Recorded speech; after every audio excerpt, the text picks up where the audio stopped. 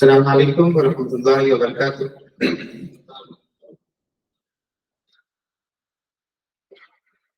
मैं अब आपके सामने इस कॉलेज के एक अलुमनाई का तारुफ कराने जा रहा हूँ,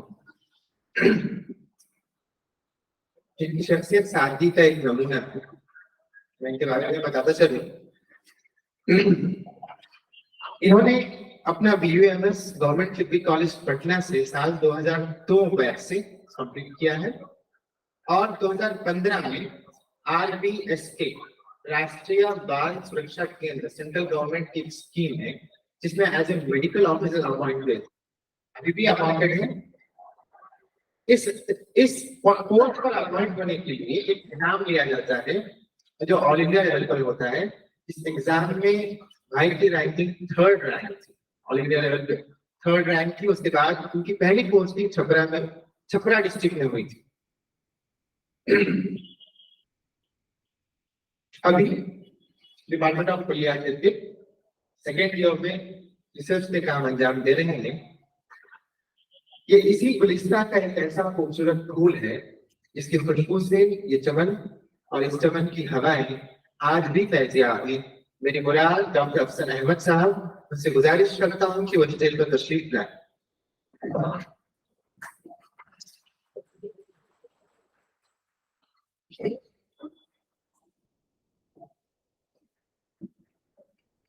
अस्सलाम वालेकुम।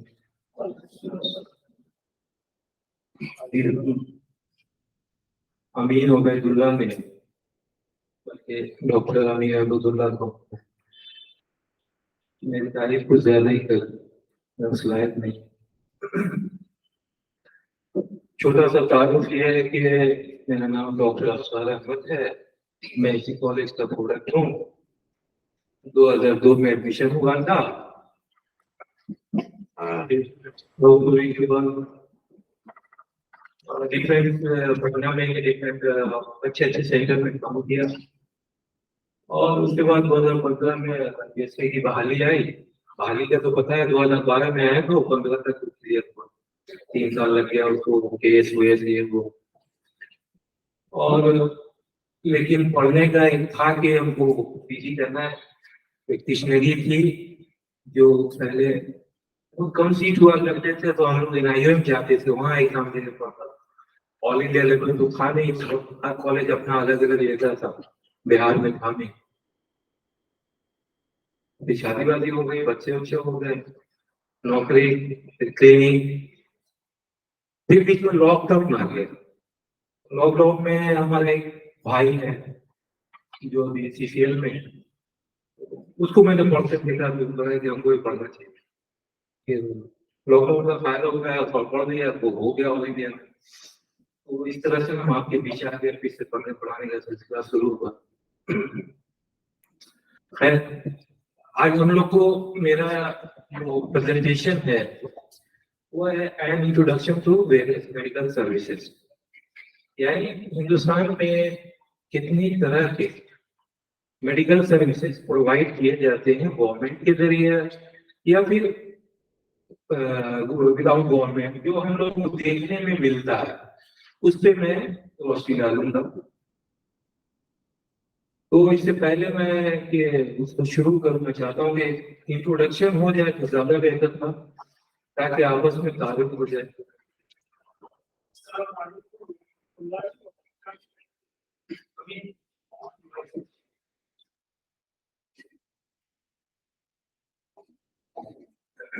हेलो, अस्सलाम वालेकुम वरहमतुल्लाहि वबरकातुह। मेरा नाम मोहम्मद मूसा इमरान है। मैं भागलपुर में कहलगांव का रहने वाला हूँ। मेरे वालिद मोहतरम का नाम जनाब मोहम्मद सुल्तान वहीउद्दीन साहब है। मैं जिला भागलपुर में कहलगांव का रहने वाला हूँ। मैंने 2016 में दारुल नजीतुल उलमा से तस्दीक किया है। मेरा दाखिला government degree college and hospital में प्रीतिम के जरिए 2023 बैच में हुआ। अस्सलाम वालेकुम वरहमतुल्लाहि वबरकातुह। छोटा सा तारुफ। अस्सलाम वालेकुम वरहमतुल्लाहि वबरकातुह। मोहम्मद तलहा है, नशीदा वाला। अस्सलाम वालेकुम वरहमतुल्लाहि वबरकातुह। मेरा नाम मोहम्मद आसिम नकवी है, मैं गोपालगंज का रहने वाला हूँ। अस्सलाम वालेकुम वरहमतुल्लाहि वबरकातुहू। मेरा नाम मोहम्मद अरसलान अरसी है और मैं पूर्णिया का रहने वाला हूँ। अस्सलाम वालेकुम रहमतुल्लाहि व बरकातहू। मैं अबू रहमान किशनगंज का। अस्सलाम वालेकुम वरहमतुल्लाहि वबरकातुहू। मेरा नाम मोहम्मद असलम है, मैं दिलार अलिया का रहने वाला हूँ। अस्सलाम वालेकुम वरहमतुल्लाहि वबरकातुहू। मेरा नाम सना फातिमा है, मैं आगरा की रहने वाली हूँ। अस्सलाम वालेकुम वरहमतुल्लाहि वबरकातुहू। मेरा नाम नेहा है, मैं चंपारण बेटिया की रहने वाली हूँ। अस्सलाम वालेकुम वरहमतुल्लाहि वबरकातुहू। मेरा नाम रमशा इमाम है और मैं पटना की रहने वाली हूँ। अस्सलाम वालेकुम, मेरा नाम रमशा फातिमा है और मैं पूर्णिया की रहने वाली हूँ। बहुत बहुत शुक्रिया। इंट्रोडक्शन से फायदा ये होता है कि हम एक दूसरे को पहचान जाते हैं, जान।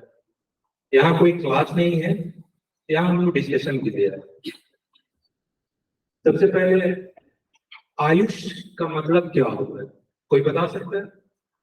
बताओ।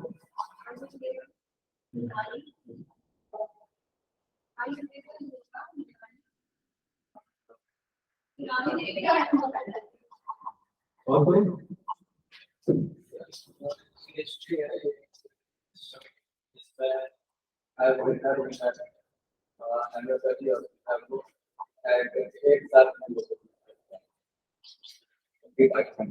सही है? नहीं सही है, एक कुछ सबने छोड़ दिया। नहीं, योगा भी छोड़ो। एक है जो हम लोग भी छोड़ देते हैं, वो है सोवा रिक्पा। सोवा रिक्पा को गवर्नमेंट ने इधर ऐड किया है, ये लगता है तकरीबन 50 साल पहले की बात। वो हम सब से भी छूट जाता है, कोई बात नहीं। तो उसको हम लोग देखें। Medical services generally practice in India, उसमें हम लोग जो इंडिया में प्रैक्टिस करते हैं वो ज्यादातर Ayush medical service, modern medicine और कुछ ट्रेडिशनल मेडिसिन है। ट्रेडिशनल मेडिसिन आप लोग अगर गांव से बिलोंग करते होंगे, कहीं तो उसको बोलता है खरगिरिया, कोई बोलता है जड़ी बूटी, कोई झाड़ फूक, कोई दूसरी तरह के इलाज झाड़ फूक कर रहे हैं, लेकिन वो इसमें कोई दवाई दे देते हैं। कुछ एक अपना कि ये पीस के लगा लेना, ऊपर से झाड़ फूक भी कर लेना, तो उसको हमने ट्रेडिशनल मेडिसिन में रखता है। सबसे फेमस ट्रेडिशनल मेडिसिन कौन सा है? चाइनीज मेडिसिन, जिसको आज तक रिकॉग्निशन नहीं मिला है, लेकिन वो बहुत अच्छा काम भी करते हैं, तो उसको हम लोग ट्रेडिशनल मेडिसिन में रखते हैं। तो कौन कौन से जनरली हो गए? Ayush medical, modern medical science और ट्रेडिशनल मेडिकल। अब आयुष मेडिकल सर्विसेज को हमको यहाँ पे हम लोग शुरू करते हैं। तो आयुष मेडिकल सर्विसेज का एक्रोनिम्स क्या क्या हुआ?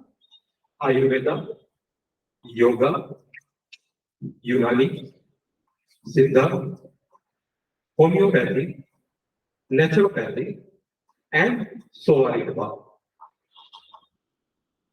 ये जितने भी आयुष मेडिकल में जितने भी ये सब आते हैं पैथीज, उसका एक अपना निजाम है, अपना बीमारियों को डिफाइन करने का एक तरीका है, बीमारियों को इलाज करने का एक तरीका है, और सबका जो भी तरीका है उसके हिसाब से मुस्तहकम है, जामे है और उसको मतलब डॉक्यूमेंटेड है।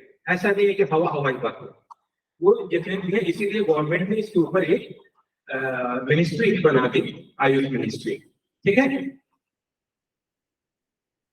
इन सब का एक बेसिक चीज होता है। आप लोग मदरसे से हैं तो आप समझ सकते हैं, जुज और कुल।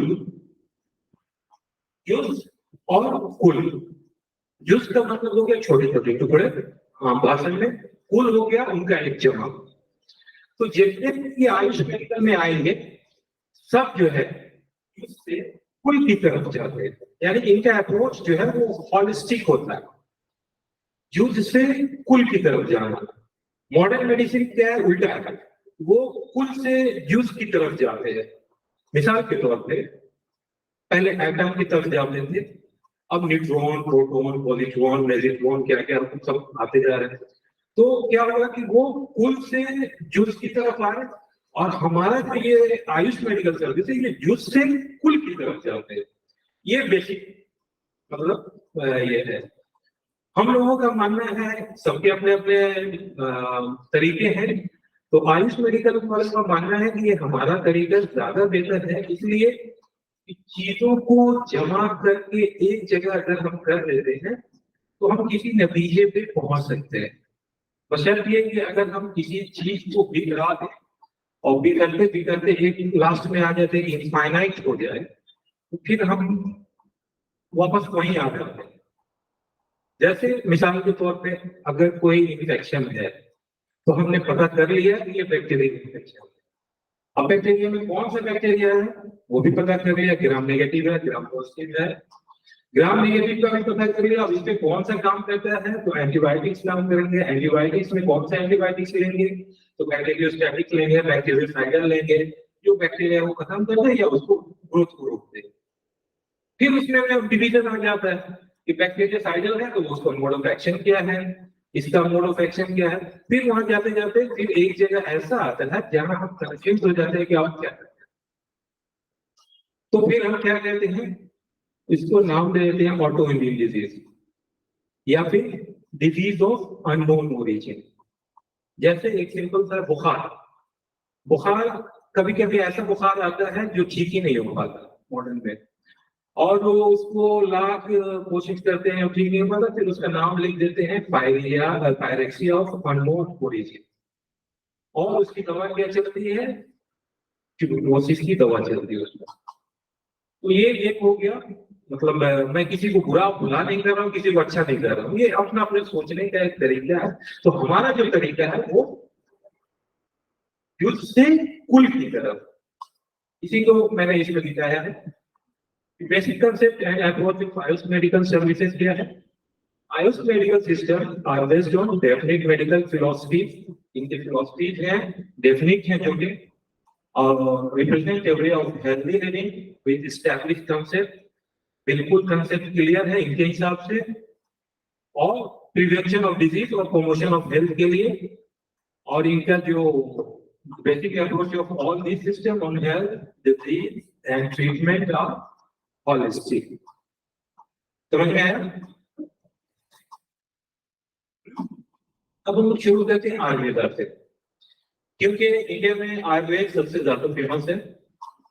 तो आयुर्वेदा जो है इसके लफ्जी मानी क्या हो, आयुर्वेद के लफ्जी मानी हुए नॉलेज ऑफ लाइफ, ठीक है। इसकी शुरुआत कब हुई? कहा जाता है कि बिफोर जीसस क्राइस्ट 250 साल पहले से इसकी डॉक्यूमेंटेड जो है वो डॉक्यूमेंटेशन में कि ये है, वो उतने सालों पुराना है ये।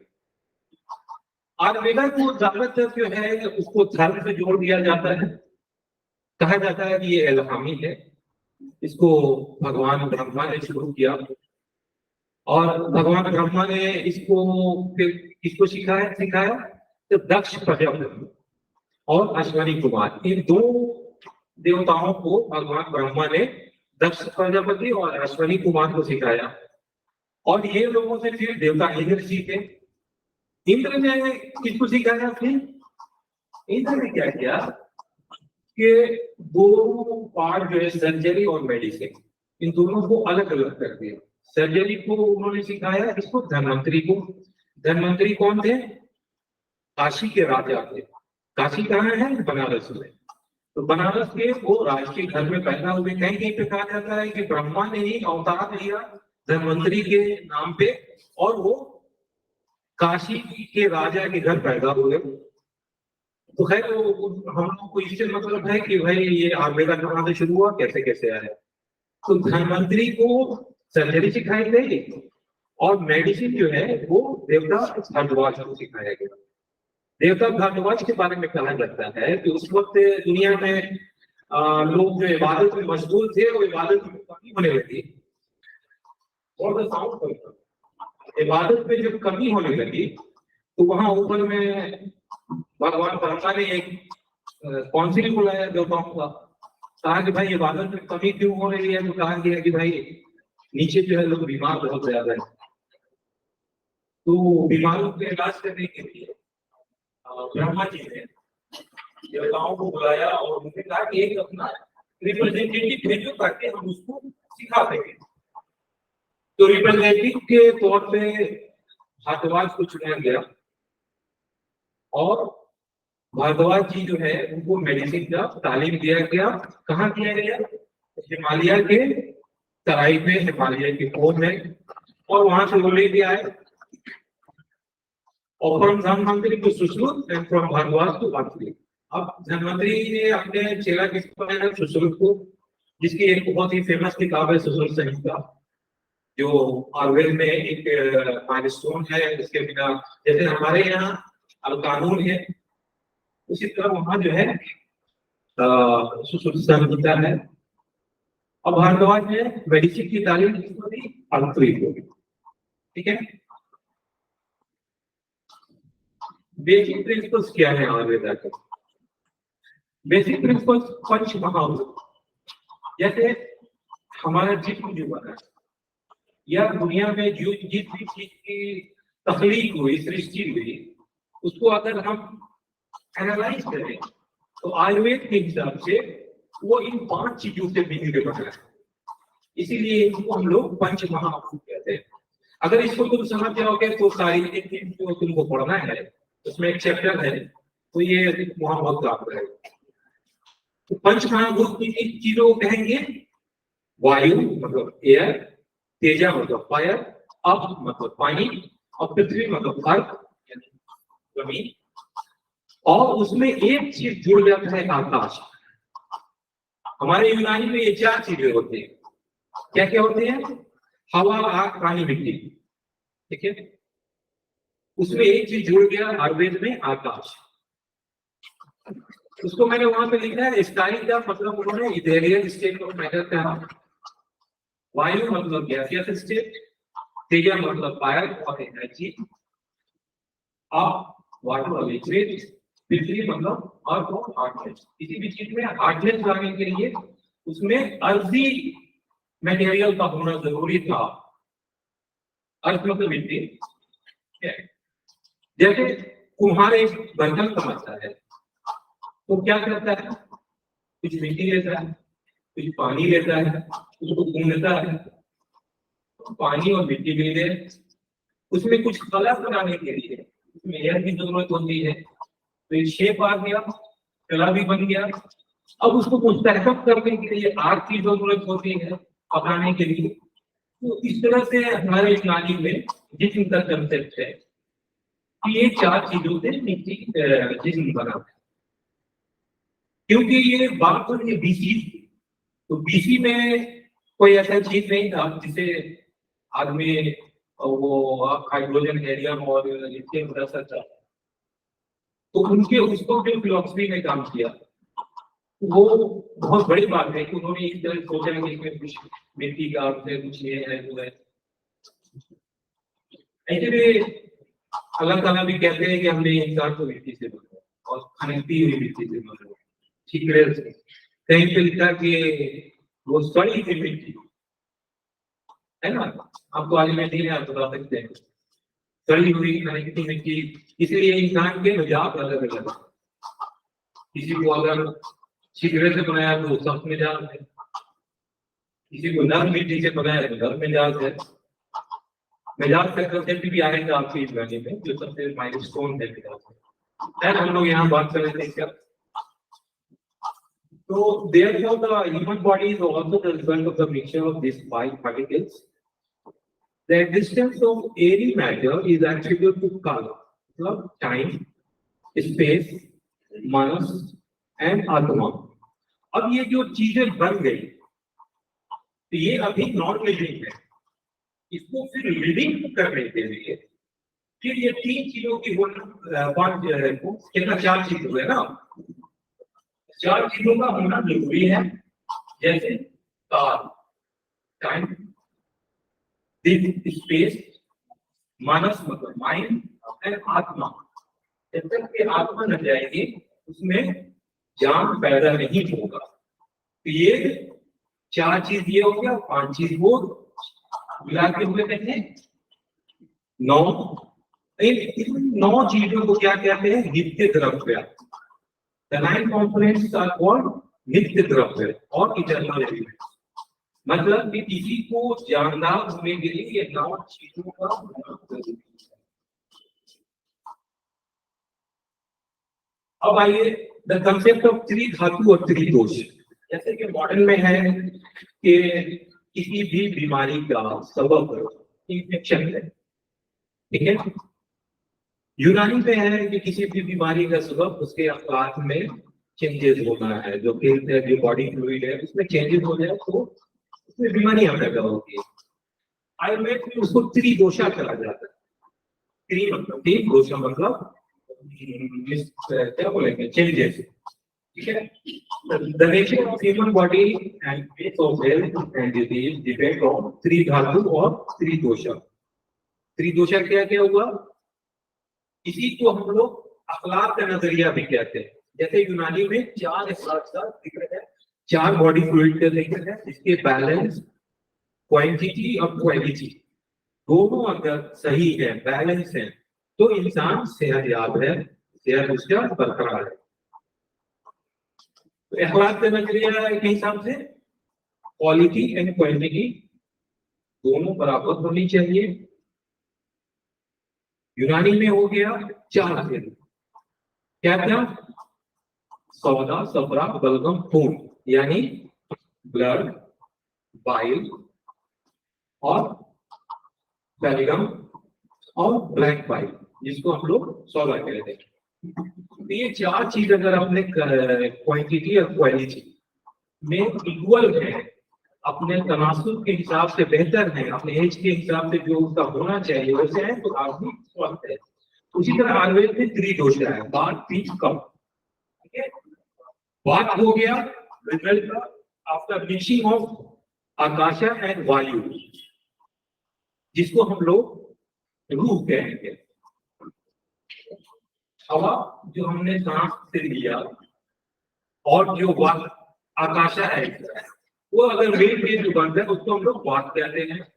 कफ हो गया जो पानी और पृथ्वी से मिलकर बना है, और पित्त जो हो गया वो तेजा, मतलब जो एनर्जी फॉर्म है, मेटाबॉलिज्म जो हो रहा है जिसमें, उसको हम लोग पित्त कहते हैं। If the natural ratio for pitt and cough rearrange, it causes disease and deformity. फिर आ गया the concept of 7 धातु, यानी इंसान जो खाना खाता है, खाना खाने के बाद जो जो चीज इसके अंदर बन रहा है उसके स्टेज है, वो कैसे कैसे क्या होता है, उसी को इसमें दर्शाया गया। The physiology and structure of human body consists of 7 essential things, that is rus, time, rakt, blood, heart, bone, मांस, flesh, meat, fat, manja, bone marrow, and heart और शुक्र मतलब सीमेन। जैसे आयुर्वेद कहता है कि खाना खाने के 2 घड़ी और 4 पटक बीतने के बाद, खाना हमारे जिस्म में जाने के बाद कितना टाइम बीतने के बाद वो बन जाता है कैलोस। कैलोस या फिर उसको रस कहेंगे, टाइम बन जाता है। उसके बाद फिर वो 2 घड़ी बीतने के बाद उसमें वो रक्त में चेंज हो जाता है। फिर वो उसमें बीतने के बाद हाथ में, बोन में चेंज होता है, फ्लैश में चेंज होता है। इस तरह करते करते लास्ट वो कहाँ चेंज होता है? सीमेंट में, ठीक है। तो ये 7 चीजें जो कंसेप्ट है आयुर्वेद के मैंने सामने बताया। अब इनका आयुर्वेद का डायग्नोस्टिक टूल्स क्या क्या, उसको हम लोग अस्थान परीक्षा कहते हैं, ठीक है। उसमें क्या है? नारी यानी पल्स, स्पर्श मतलब टच, टच करके देखना, नारी देखना, नब्ज देखना, रूप मतलब एक्सटर्नल फीचर आपका देखना, आप कैसे दिख रहे हैं, आपका खाना सही है, नाक सही है, सही जगह पे है, ठीक है। शब्द मतलब बात करना। अब ये दोनों में क्या इंटीग्रिटी है, लुक्स एंड क्यूरी में। जब आप आएंगे फील्ड में, दोनों बहुत ही जरूरी चीजें हैं। मिसाल के तौर पर मैंने देखा आपका कान ठीक है, जैसा पे है, नाक ठीक है, आँख ठीक है, लेकिन आप बहरे हैं, पता नहीं चला। पता कब चलेगा? जब बात करेंगे। तो थ्योरी बहुत जरूरी है। उसके बाद क्या हुआ? प्यूबिया मतलब फीचर्स मतलब पखाना, मूत्र यूरिन, नेत्र मतलब आई, और जिह्वा मतलब टंग। ऑलमोस्ट ये चीज आपको मॉडर्न में भी मिलेगा। मॉडर्न भी यही इन्हीं से डायग्नोसिस करते हैं। किसी भी पेशेंट को देखते हैं, फिर पाल्पेशन करते हैं, छू के लीवर बढ़ा है नहीं बढ़ा है छू के देखते हैं, उसके बाद एक्सटर्नल फीचर देखते हैं, बात करते हैं। तो ऑलमोस्ट आयुर्वेद ने जो प्रिंसिपल बताया सब कुछ फॉलो करते हैं। मोड ऑफ ट्रीटमेंट इसमें क्या क्या है? Mainly mode of treatment Ayurveda का पंचकर्मा, औषधि चिकित्सा और शल्य। पंचकर्मा बोलते हैं is a method of cleansing the body of all unwanted waste by 5-step therapy। पंच मतलब पांच, कर्मा मतलब काम। तो पंचकर्मा अभी बहुत फेमस है, वर्ल्ड वाइड लोग आ रहे हैं इंडिया में पंचकर्मा कराने के लिए। भारत सरकार भी पंचकर्मा को बहुत ध्यान देती है। तो पंचकर्मा में क्या करते हैं? जो आपके बॉडी का टॉक्सिन है उसको निकालते हैं। उसको निकालने के कौन से रास्ते हुए? सबसे पहले क्या है? रक्त मोक्षणा मतलब ब्लड निकाल के। उसको अगर हम यूनानी में कहें तो फस्ट में कहते हैं। कुछ बोल रहे आप कभी आएंगे उधर? ये आयुर्वेद की बात हो रही है, आयुर्वेद में कभी नहीं, रक्त मोक्षणा है। उसके बाद क्या है? वामना मतलब इमेजिस, उल्टी कराएंगे। हमारे यहाँ भी क्या है का बहुत अच्छा कंसेप्ट है। और आपने कहा था कि अगर आपको हेल्थ सही रखना है तो महीने में कम से कम 2 बार उल्टी किया करें। है। उसके बाद क्या है? विरेचना, परवेशन। उसके बाद नासिया, नेजल मेडिकेशन, नाक से पानी निकालते हैं, नाक में पानी डाल के एक तरफ से निकालते हैं, एक तरीका है। और वस्ती मतलब ऑयल से मसाज। ठीक है। औषधि चिकित्सा आप समझ गए, ट्रीटमेंट बाय मिनरल्स और प्लांट्स और हर्ब्स। इसमें लोग एनिमल प्रोडक्ट यूज नहीं करते हैं, जैसे कि एनिमल प्रोडक्ट यूज करेंगे सिर्फ लिमिटेड, जैसे मिल्क और गोमूत्र। ठीक है। लेकिन दूसरी चीज यूज नहीं करते हैं, जैसे हमारे हड्डी यूज करना है, उनका धर्म उनको इजाजत नहीं देता, इसलिए वो ऐसा नहीं करते। ठीक है। कहीं कहीं पे भस्म यूज करते हैं, लेकिन वो भी हड्डी का भस्म नहीं यूज करते। उसके बाद शल्य चिकित्सा यानी सर्जरी। अब आ गया उसका यूनानी मेडिसिन, जो का मेडिसिन है। तो आयुर्वेद में कहीं कोई दिक्कत आप लोगों को? अगर कोई क्यूरी हो तो बोलना, ठीक है ना? तो पता चला मैं एक तरफ से बोल रहा हूँ, आप लोग कुछ समझ में नहीं आ रहा है, या फिर जाता हो तो जल्दी जल्दी बोल के निकल जाए, वो नहीं कम होगा। यूनानी मेडिसिन, सबसे पहले हम जाने यूनान क्या है।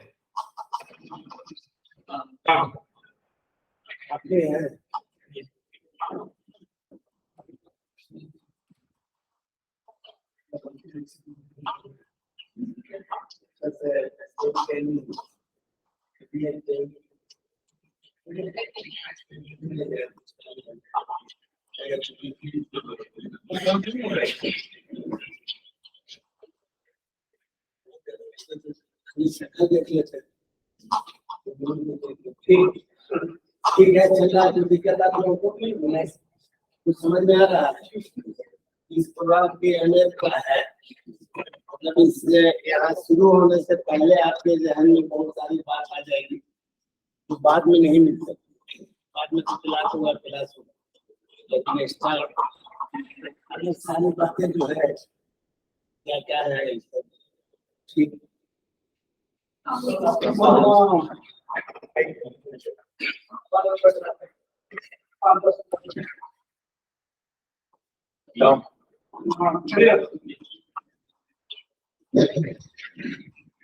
तो हम लोग अब आते हैं यूनान में। सबसे पहले ध्यान में आता है यूनान क्या है। यूनान दैट इज ग्रीक।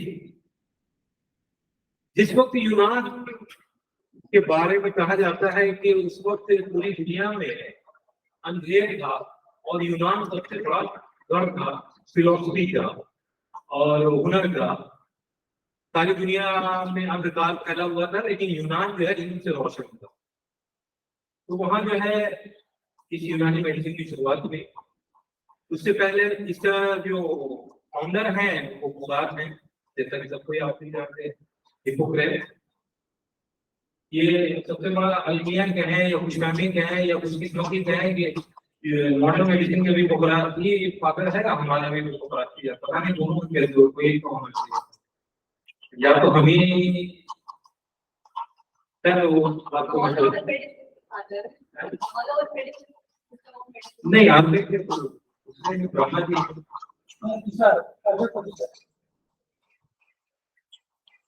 फिर चाइनीज मेडिसिन का दूसरा है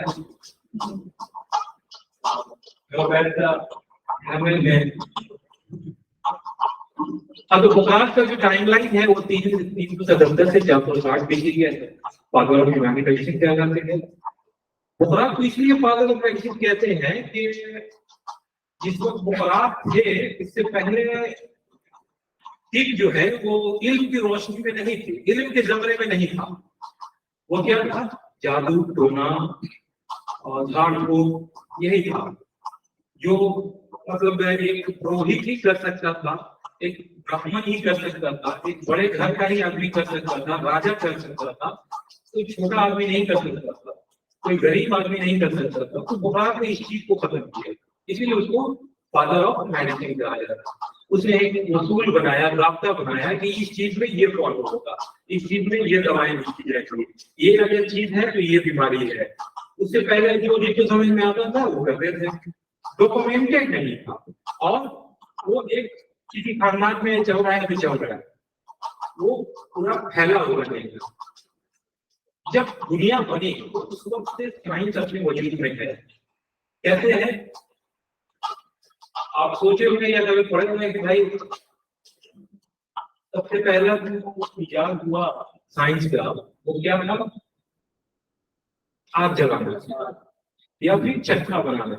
ये बहुत बड़ा रिवॉल्यूशन था, आग का जलाना और चक्के का रिवॉल्यूशन। जैसे चला तो उस वक्त भी साइंस था, लेकिन उसको हम साइंस नहीं मानते, ठीक है। उसी तरह इलाज मुआवजा जब से दुनिया बनी है, जब से लोग दुनिया में आए, तब से इलाज मुआवजा हो रहा है, लेकिन उसको बाकायदा तौर पे एक मेडिसिन कराना, इलाज मुआवजा का जाब्ता और एक रूल रेगुलेशन बनाना, ये नहीं था। ये काम था सिर्फ पुरोहितों का, ब्राह्मणों का, मौलानाओं का, या फिर उस वक्त के जो घर के लोग थे, ठेकेदार थे, वो करते थे, बाकी वो नहीं कर सकते थे। तो बुखार ने इस चीज को खत्म किया, इसीलिए इसको फादर ऑफ मेडिसिन कहते हैं। बुखार was the first to free it from tradition and religion and make it scientific and philosophy and free it publicly। ये आम अवामुन्नास में राइज करने के लिए उसको कहा गया। According to Hippocrates, there are 3 types of matters in universe। बुखार को पहला आदमी था जिसने कहा कि दुनिया जो बनी है वो मवालिद सलासा, सलास कहते थे, मवालिद मतलब उसके जो दुनिया बनी उसके जो अगर मेन इंग्रेडिएंट को देखा जाए तो वो 3 ही है, जिसको हम लोग ट्राइमेटल थ्योरी कहते हैं। ट्राइमेटल थ्योरी आपने फिजिक्स में भी पढ़ा होगा। क्या है? Solid, liquid and gas. दुनिया में यही 3 मैटर में मिलते हैं। तो सबसे पहला बताने वाला कौन था? फिलोसफिकली बुखार। According to Hippocrates, the human body is made of solid particles, that is organ, liquid particles, that is akhlaq, gaseous part, that is arwah और न्यूमा। न्यूमा जो है वो सही ट्रांसलेशन नहीं है रूह का, लिख दिया जाता है, लेकिन रूह को रूह ही रहने दिया जाता है। रूह बहुत ऊंची चीज है। दूसरा बुखार का थ्योरी क्या था? Humoral theory. There are 4 type of अखलाक। अभी मैंने बताया इंसान के जिस्म में 4 किस्म के अखलाक हैं। अखलाक क्या है? उन्हीं के ऊपर ये दारोमदार है कि सेहतमंद है या बीमार है। अगर उनकी क्वांटिटी और क्वालिटी यानी उसकी कैफियत और किमियत दोनों में चेंजेस अगर आ गए या फिर अगर इक्विलिब्रियम मेंटेन रहा तो आप सेहतमंद हैं, सेहतयाब। ठीक है। क्या क्या हुआ, खिलते दम, जिसको रेड ह्यूमर कहते हैं, जैसे कि ब्लड, खिलते बलगम, व्हाइट ह्यूमर जैसे सलगम, खिलते सफरा yellow, white, and fill disorder that is black. Health and disease depend upon the natural ratio of quantity and quality of the these four care. दूसरा इंपॉर्टेंट चीज क्या है यूनानी कंसेप्ट में, अमूर्त तपिया। अमूर्त तपिया ये वो अमूल है जिनके बिना इंसान की जिंदगी का तसव्वुर नहीं किया जा सकता। अगर कोई कहे, आप फर्स्ट ईयर में पढ़ेंगे अमूर्त तपिया, आपको पढ़ना है, इसका डेफिनेशन बड़ा डिफिकल्ट रहता है, काफी कंफ्यूज हो जाता है। इससे बस एक लाइन में सही और क्या में क्या है कि इनके बिना जिंदगी का तसव्वुर, ये वो जरूरी चीजें हैं जिनके बिना किसी भी जिंदगी का तसव्वुर नहीं किया जा सकता। वो 7 एसेंशियल थिंग्स कहलाते हैं, अमूर्तिया कहलाते हैं। क्या क्या है? अरकान, मजाज, अखलाक, अज़ा, अरवा, कवा, अफ़ाल। इनको हमेशा सीक्वेंस में याद रखने की कोशिश करना। इसको सीक्वेंस में याद रखने का तरीका ये है, अरकान किसे कहेंगे? जो बेसिक पार्टिकल है जिससे एक इंसान का जिस्म बना है, ठीक है? क्या क्या होता है? इससे पहले मैंने बताया कि आग, हवा, पानी, वो अरकान में आते हैं यूनानी कंसेप्ट में, ठीक है? अरकान के मिलने से एक नई चीज बनती है, उसको हम लोग मिजाज कहते हैं, ठीक है? मिजाज के बाद अखलाक बनता है, जो हम खाना खाते हैं, और उसके बाद जो है अखलाक बनता है, खून बनता है, तो अखलाक हो गया। अखलाक जो है वो अज़ा को पैदा करते हैं, मतलब हमारा ऑर्गन निकलता है, उससे ऑर्गन बढ़ते हैं, और ऑर्गन में जब रूह आ जाती है तो हमारे कुव्वत भी आ जाती है, फिर हम काम करने लगते हैं, ठीक है? दूसरा इंपॉर्टेंट चीज बीमारी में क्या है? असबाब सिद्दत जरूरी है। असबाब सिद्दत, असबाब मतलब सबब, सिद्दत मतलब 7, अरबी में सिद्दत बोलते हैं 7 को, तो सॉरी 6 को 6 कहते हैं, सिर्फ कॉजेज। कॉजेज का मतलब ही समझ में आ गया कि वो चीजें हैं जो हमारे सेहत पे असरअंदाज होती हैं। ये एक्सटर्नल फैक्टर है, इंटरनल फैक्टर है, जो हमारी सेहत पे असरअंदाज होती है, और इनकी वजह से हम बीमार पड़ सकते हैं या हमारी सेहत सही रह सकती है। जैसे मान लो, पहला चीज क्या है उसमें? हवा। दूसरा क्या है? माकूल और मशरूब, यानी फूड एंड ड्रिंक्स। तीसरा चीज है हरकत सुकून बदनी, मतलब बॉडी मूवमेंट एंड रिपोज। हरकत सुकून नफ्सानी, mental and psychiatric movement and repose. नौम व यक़ज़ा, यानी स्लीप एंड अवेकफुलनेस। एतबास व इस्तफ़राग, इवैल्यूएशन एंड रिटेंशन। मान लीजिए कि कोई आदमी दिल्ली रहता है और कोई गांव में रहता है, दोनों की सेहत में फर्क पड़ता है। क्यों? क्योंकि दिल्ली का अभी हवा, आबो हवा जो है वो बहुत खराब है, तो सांस की बीमारियां हो रही हैं। तो इससे पता चलता है कि हवा जो है एक बहुत बड़ा फैक्टर है। जो गांव के लोग हैं वो ज्यादा तंदुरुस्त हैं, शहर के लोग जो अलीबाबाद में हैं वो ज्यादा परेशान हैं, बशर्ते जो पूर्णिया में है गाँव, ठीक है?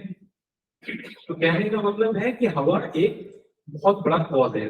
उसी तरह माकूल व मशरूब, यानी हमारे खाने पीने की चीजें, बेशतर जो बीमारियां हैं वो खाने पीने की चीजों से होती है। उसमें एक आम मिसाल है टाइफाइड, डिसेंट्री, डायरिया। हमारा जो खाना अगर खुला रह गया, बाहर से कुछ खा लिया, पानी है ठीक नहीं है, तो वो हमारी सेहत को खराब कर सकता है। तीसरा चीज है हरकत सुकून बदनी। जितना हम अपने बदन को काम में लाते हैं उतना उसको आराम भी देना जरूरी है। अगर हम दिन भर काम करते रहे तो फिर हम बीमार पड़ जाएंगे, और दिन भर आराम करते रहे तो बीमार पड़ जाएंगे। तो दोनों का एतदाल होना जरूरी है, इक्विलिब्रियम मेंटेन करना जरूरी है। उसी तरह हमारा हरकत सुकून नफ्सानी है। जितना हम दिमाग को यूज करते हैं उतना हमको दिमाग को थोड़ा शांत भी करना चाहिए। इसलिए आगे हम जाएंगे योगा में, उसमें कहता है कि आप ध्यान लगाइए, मेडिटेशन कीजिए, और हम लोग में भाई नमाज की तरफ राग़िब हो जाइए, कुरान पढ़िए, दिल को सुकून मिलेगा, आपके दिमाग को सुकून मिलेगा। तो ये जरूरी चीजें हैं। फिफ्थ पॉइंट है नॉम व यक़ज़ा, मतलब कितना सोना है कितना जागना है। अगर हम बहुत ज्यादा जाग रहे हैं तो हमारी तबीयत खराब हो जाएगी, अगर हम बहुत ज्यादा सो रहे हैं तो हमारा तबीयत खराब हो जाएगा। बहुत ज्यादा सोने से सबसे बड़ा नुकसान क्या होता है? वेट गेन होता है। बहुत ज्यादा जागने से भी वेट गेन होता है, और दोनों से वेट लॉस भी होता है। ठीक है, एतबास व इस्तफराग, ये चीज जो है कि जितना हमने खाया उतना बाहर भी आना चाहिए। जो यूज हो गया वो हो गया, जो एक्सपायरी प्रोडक्ट है वो बाहर आने चाहिए। बाहर आना है किस किस फॉर्म में आता है? पसीना से, पेशाब से, पखाना से, और क्या फॉर्म हो सकता है? नॉर्मल उल्टी तो किसी को होता नहीं यार, ये नॉर्मल। कान भी जो गंदा निकलता है वो भी एक है, नाक से निकलता है वो भी है, आंखों से कीचड़ निकलता है वो भी उसमें शामिल है। ठीक है, तो जो नेचुरल चीजें हैं जो आती है वहां, उनको आने दिया जाए। इसलिए कहा जाता है कि ज्यादा अगर आप चेहरे पे मालिश करेंगे क्रीम्स का, तो आपको चेहरे की बीमारी, स्किन डिजीज ज्यादा होते हैं। क्यों? आपने पोर्स को बंद कर दिया, जो पसीना निकलना था उस पर आपने क्रीम लगा दिया, तो फिर जख्म होगा, पिंपल्स होगा। ठीक है, अब हम आगे चले डायग्नोस्टिक टूल। डायग्नोस्टिक टूल जो है यूनानी का, क्या किया है? इम्तिहान विद नजर, मतलब इंस्पेक्शन। अभी हम लोगों ने देखा था रूप आयुर्वेदा में, इम्तिहान विद लम्स, पेशेंट नर्व्स, बॉलो बराज, मतलब पेशाब पैटर्न। ठीक है, ये हमारे यूनानी के डायग्नोस्टिक टूल्स है। लॉ ऑफ ट्रीटमेंट क्या है? यूनानी का लॉ ऑफ ट्रीटमेंट है तादील मिजाज, मतलब मिजाज को चेंज करना है। ठीक है, अपोजिट मिजाज में जाना है। यहाँ लाइट नहीं है, बल्कि यहाँ अगर गर्मी से हमें कोई परेशानी है तो हमको ठंडा लाना है। जैसे मान लिया कि अगर हम धूप में निकल गए और जनरली धूप में निकलने से किसी किसी को सर में दर्द हो जाता है, तो उसका सबसे अच्छा इलाज क्या है?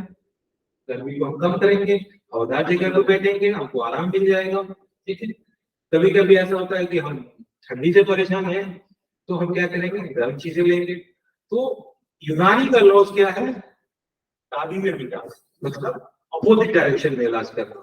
ठीक है, अब आए हम लोग हेमोपैथी। होम्योपैथी के बारे में कौन कौन बता सकते हैं?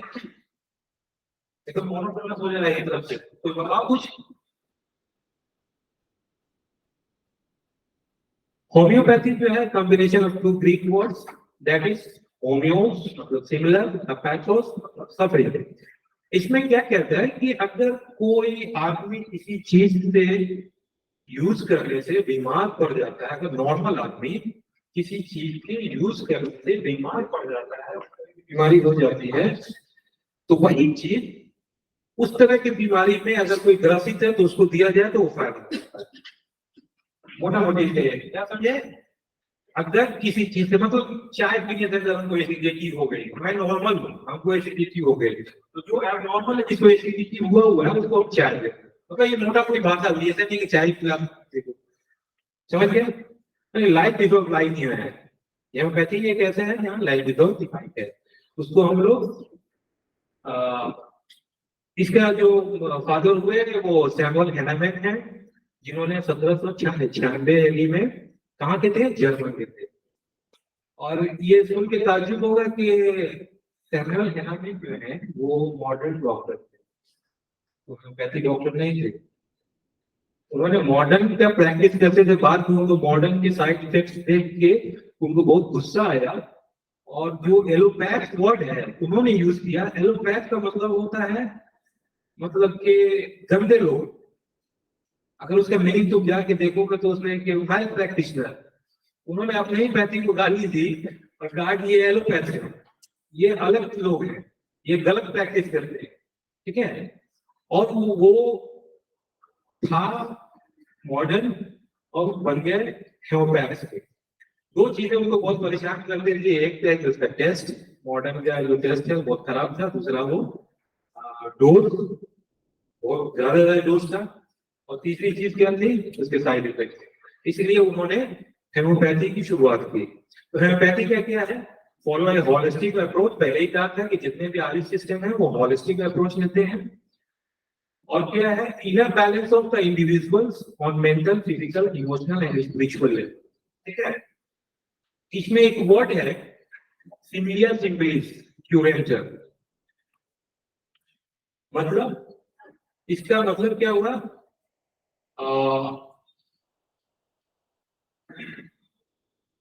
Substance carrying symptoms of disease in healthy. जो हमने कहा कि हेल्दी पर्सन में जो चीज अगर कोई सिम्टम ला रहा है तो वही एक डिजीज सिक पर्सन में वो चीज देंगे तो वो उसको फायदा कर जाएगा। और उसको उन्होंने सिमिलिया सिम्बिलिस क्यूरेंटर लिखा, मतलब लाइक चीजों से बीमारियों को दूर किया जाए। जो चीज बीमारी पैदा करती है वही चीज उसको ठीक भी कर सकती है, ये इसका मतलब हुआ।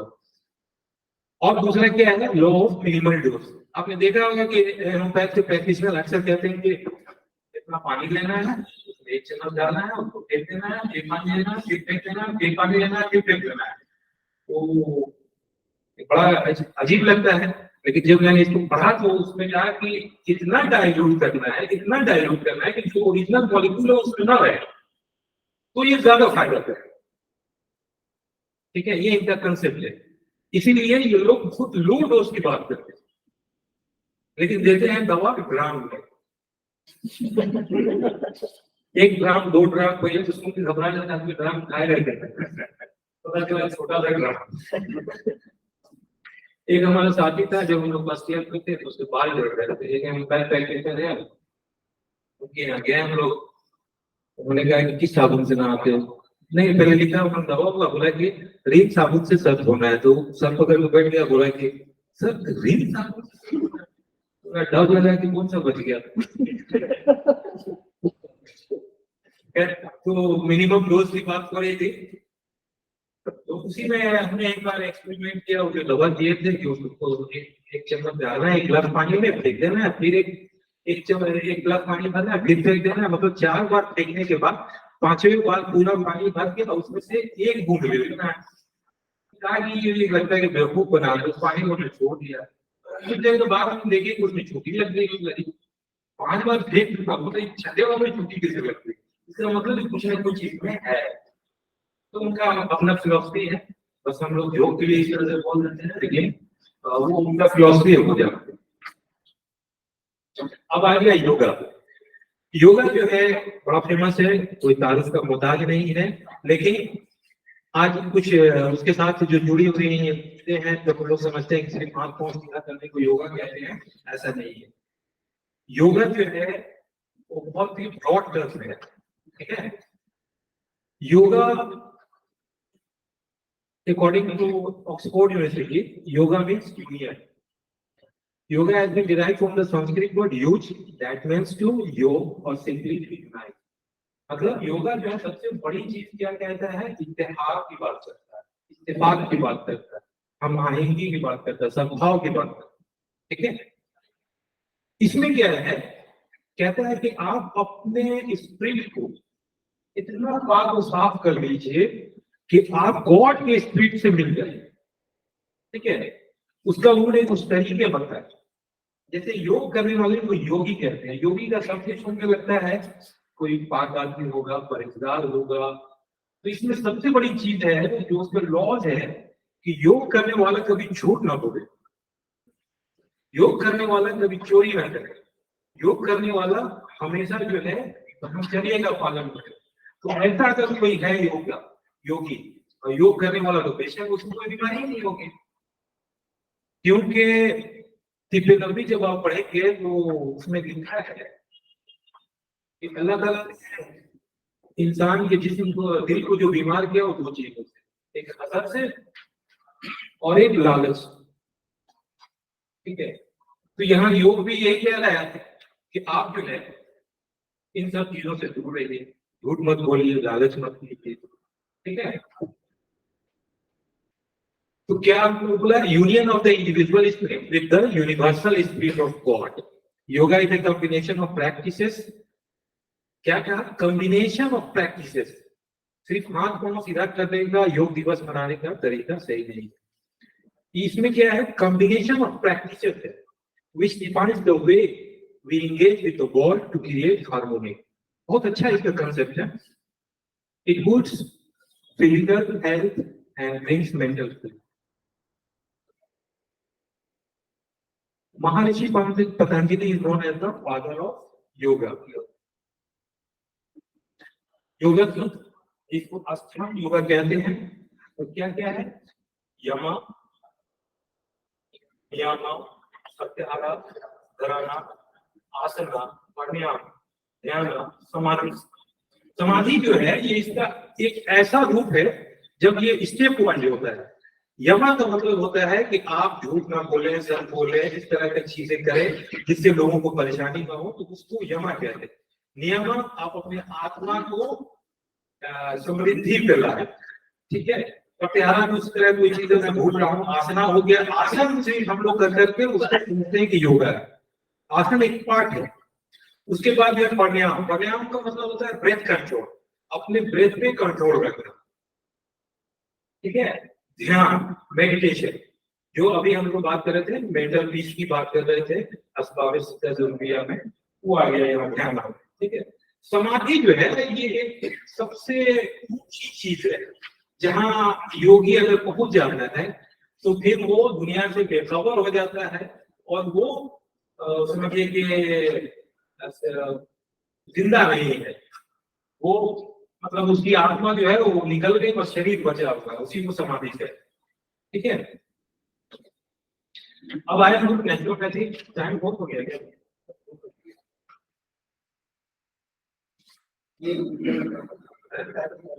नेचुरोपैथी जो है is an art and science of healthy living and drug less system.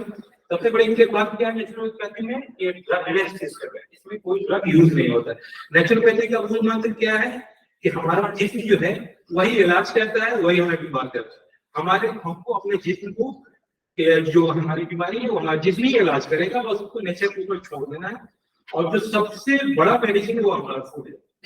Food is the only medicine, ठीक है ना।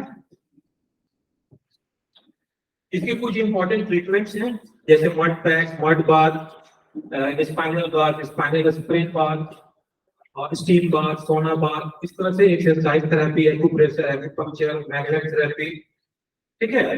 तो इसका मूल मंत्र यही है कि इसमें ड्रग यूज नहीं करते हैं और हमारा जिस्म जो है वो खुद मुआलिज है, वो खुद ट्रीटमेंट कर लेगा, आपको कुछ करने की जरूरत नहीं है। यही कंसेप्ट यूनानी में भी है तबीयत का, कि तबीयत ही आपका मुआलिज है, बस हम क्या करते हैं उसको थोड़ा सपोर्ट कर देते हैं। सपोर्ट किस तरह करते हैं, किसी चीज से परहेज करके कुछ दवाएं उसको थोड़ा सा सपोर्ट कर देते हैं, ठीक है।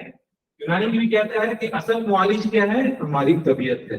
तबीयत जैसे अब मान लीजिए किसी को आदमी पर बैठे और कमर में दर्द हो गया, गए घर आराम कर ली, उसका इलाज कौन किया, तबीयत खुद किया, ठीक है ना।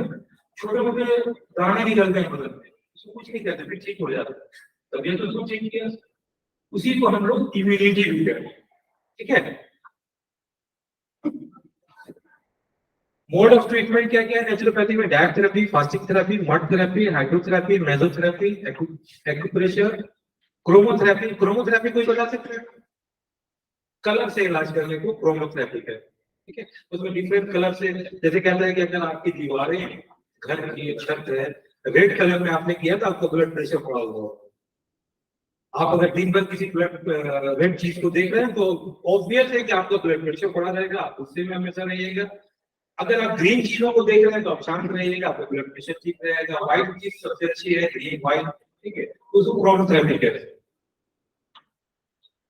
अब आया सोवा, जो मैंने कहा था सोवा क्या है, ये आयुर्वेद का ही एक ब्रांच है जिसको भूति लैंग्वेज में लिखा गया और ये ज्यादा कहाँ चलता है, ट्रांस हिमालयन रीजन और हिमालयन रीजन। हिमालयन रीजन कहाँ कहाँ हुआ, जम्मू कश्मीर, लद्दाख, ठीक है, उधर के Mizo, Naga.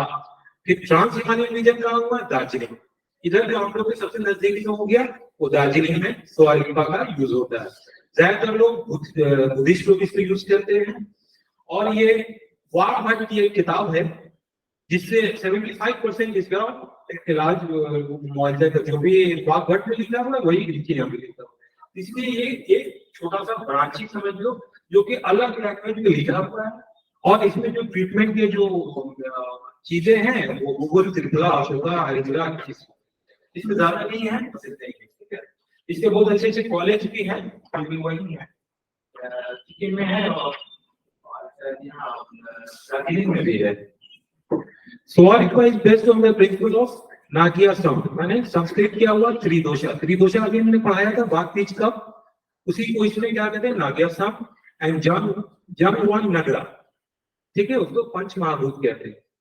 The bodies of all living being and non-living being objects are composed of 5 components of the Jamwan Nagar, that is Sa, Chu, Mi, Li and Nam Kham.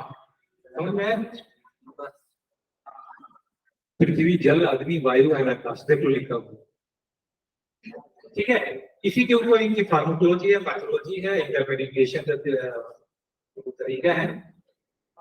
अब ऐसे ही तरह सिद्धा भी कुछ नहीं है, सिद्धा भी आयुर्वेद का ही एक पार्ट है जो कि तमिल लैंग्वेज में लिखा हुआ। तमिल लोग कहा जा रहे हैं वही यूज होता है, ज्यादातर तमिलनाडु। और क्या है तमिल लोग इंटरनेशनली बताओ कहा श्रीलंका।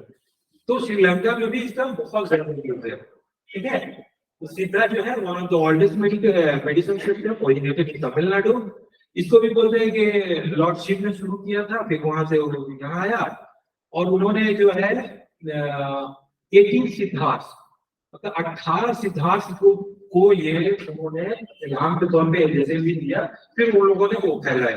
ठीक है, इसका भी जो बेसिक प्रिंसिपल है, बेसिक प्रिंसिपल ऑफ सिद्धा क्या है? The fundamental and applied principle of doctrine of Siddha system have close resemblance to Ayurveda with a specificity in electrochemistry.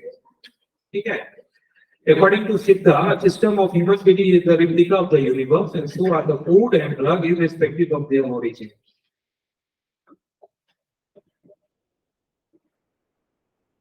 सिद्धा जो है वो मोक्ष की बात करता है, मोक्ष प्राप्ति की बात सिद्धा में है। ये इंपॉर्टेंट पॉइंट है। ठीक है, वो नीचे भी लिखा होगा Siddha system also copes with the theory of salvation। Other practical medicine Ayush हमारा खत्म हो गया। Other practical Chinese medicine important है। It originates from 3000 BC, less influence by. ये पहला ऐसा है जिसको धर्म से कोई मतलब नहीं है। अभी हमने जितना भी पढ़ा उसमें सब कहीं ना कहीं धर्म इन्वॉल्व थे। इसको धर्म से कोई मतलब नहीं है और कल्चर से कोई मतलब नहीं है। वो is known as the founder of Chinese medicine. इसमें क्या किया कि जिसम में जो है नेगेटिव और पॉजिटिव चार्ज होते हैं, जिसको क्या कहते हैं यांग एंड यिन। यांग हो गया पॉजिटिव और यिन हो गया नेगेटिव। यांग मेल्स को भी कहेंगे और फीमेल्स को यिन कहेंगे। दुनिया जो है ये दो चीजों से बनी है। इसके कहने का मतलब यही है जिसमें इसने 18 या 12 जगह है, वो आगे आएगा। 12 जगह बताया जो इंपॉर्टेंट पॉइंट है जहाँ से ये फ्लो करते हैं पूरे जिस्म में। वो पॉइंट्स है जहाँ पे ये लोग अक्यूपंक्चर करते हैं और उसको क्या बोलते हैं स्टिमुलेट करते हैं ताकि वो फ्लो रुक जाए। इनका मतलब है कि जो बीमारी होती है वो यानी चार्ज के फ्लो रुक जाने की वजह से होती है। ठीक है, तो वो 18 ऐसे पॉइंट हैं जिनमें जहाँ पे वो इनिशिएट करते हैं, स्टिमुलेट करते हैं, तो फिर वो बीमारी खत्म हो जाती है। ठीक है,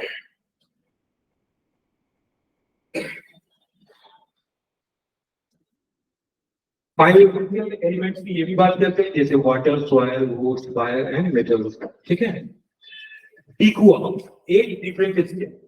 चाइनीज मेडिसिन में एक ये भी है टीकुआ, T is 8 and Kuwa means different state। अभी तक हम लोग बात कर रहे थे वालिदे सलासा की, यहाँ बात किया 8 स्टेट की, यानी 8 टाइप के स्टेट हो सकते हैं। Possible mode of action of yang yin on kind of origin of different species is called Tigua।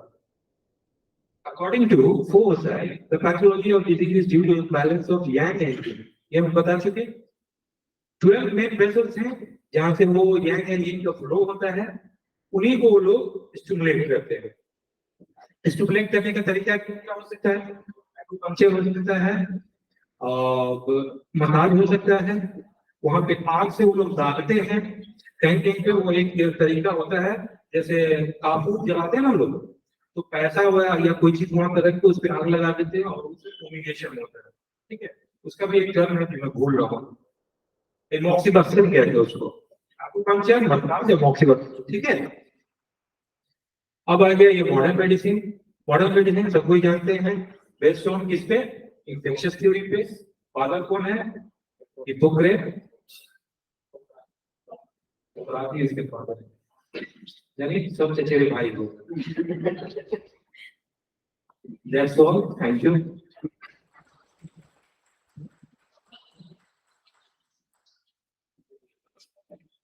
Thank you so much, guys.